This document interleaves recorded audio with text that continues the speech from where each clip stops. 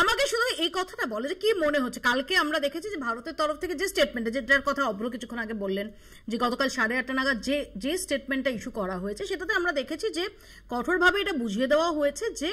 আমাদের জাতীয় স্বার্থ, আমাদের কৃষক, এন্টারপ্রেনিয়র, আমাদের ক্ষুদ্র মাঝারি এমএসএমই সেক্টর, তার যে স্বার্থ সেটা সবার উপরে, এবং সমস্ত ডিলের ক্ষেত্রে, বাণিজ্য চুক্তির ক্ষেত্রে সেটা অগ্রাধিকার পায় এবং পেয়ে আসবে। কিছুটা হলেও ডোনাল্ড ট্রাম্পের একটা ইঙ্গিত থাকছে, অর্থাৎ সরাসরি তিনি বাণিজ্য চুক্তিটা যে এখানেই শেষ, আর যে তার কোনো রকম সম্ভাবনা নেই, এটা তিনি বলছেন না। কি মনে হয় যে ফাইনালি সামনে কি আছে? এটা কি শুধু আর্ম টুইস্টিং করছেন, প্রেশার দিচ্ছেন ডোনাল্ড ট্রাম্প?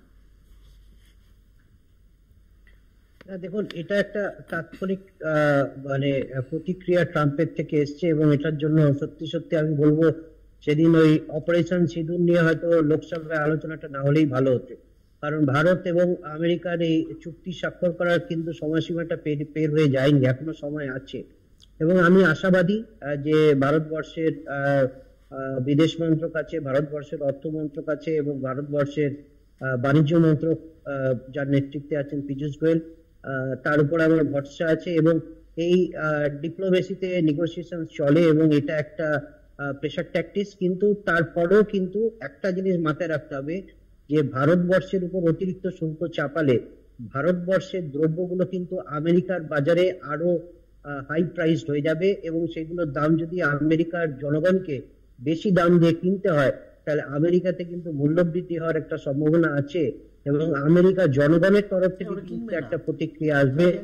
এবং সেই প্রতিক্রিয়াটা যদি বেশি হয় তাহলে কিন্তু আমি বলবো অর্থনৈতিক ভাবে আমেরিকা কিন্তু ক্ষতিগ্রস্ত হবে। এবং এটা উনি বুঝছেন না, ওনার সব থেকে বড় ভরসার বন্ধু ছিল এলন মাস্ক। আপনি 1 ঘন্টা হয়ে গেল আলোচনা,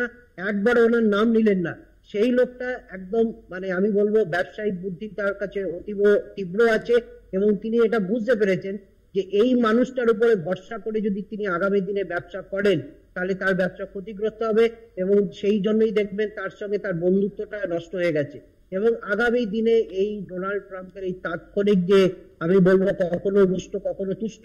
এই যে তিনি নীতি নিয়ে চলছেন, এবং এই খামখেয়ালিপনা, যেটা খুব আমি বলবো খুব আমেরিকার যে রাষ্ট্রপতির যে একটা সেটা কিন্তু সারা বিশ্বের কাছে আমি বলবো হাস্যস্কর পরিস্থিতি তৈরি করছে। এবং ভারতবর্ষের সঙ্গে যদি আমেরিকার তুমি ট্র্যাডিশনাল বা হিস্টোরিক্যাল রিলেশন দেখো, কোনোদিনও খুব একটা ভালো ছিল না।